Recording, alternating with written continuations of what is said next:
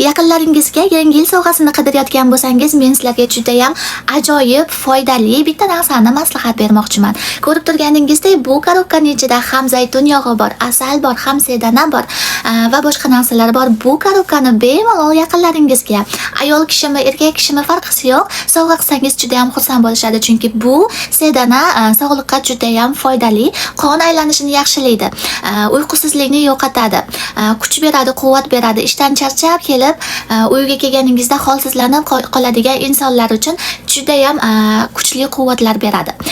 Va jigarni ham hattoki davolaydi, rak kasalligini oldini oladi. Hayz siklini yaxshilaydi, ya'ni hayz kelishini yaxshilaydi.